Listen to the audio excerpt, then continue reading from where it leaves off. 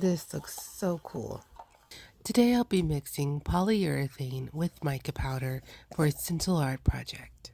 You will need an empty container, mica powder, a paintbrush or foam brush, and polyurethane.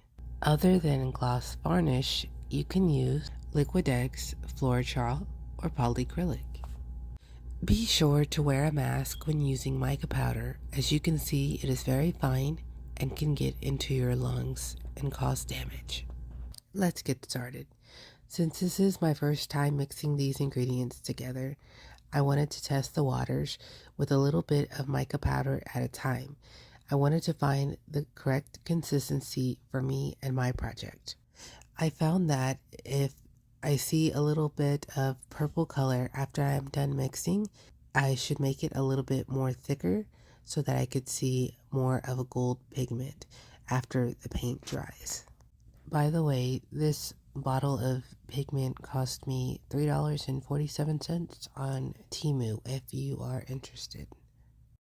To test the consistency of the pigment, I thought I'd compare it to a spray paint I normally used outside the home, but as it's getting colder, I wanted to try something indoors, so then I came to mica powder.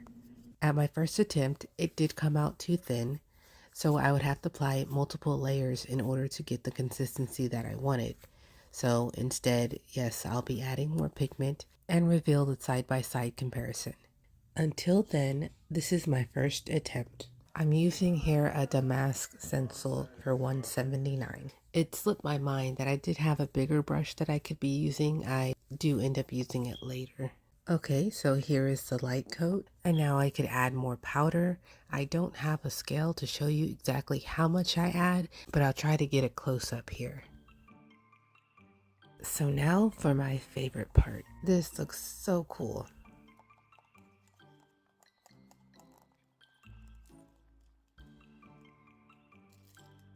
Here's a brush I got from Temu. It's 84 cents. It's much bigger than the one I was using before.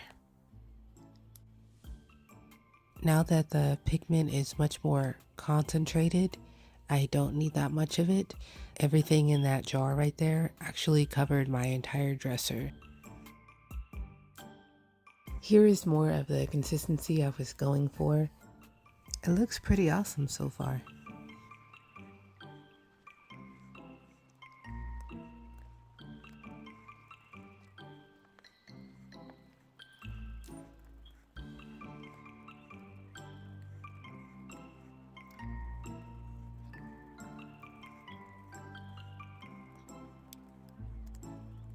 Okay, here is the second time around. As promised, here is your side-by-side comparison. Just a heads up, if you don't use all the product in one day, make sure to seal it up very tightly.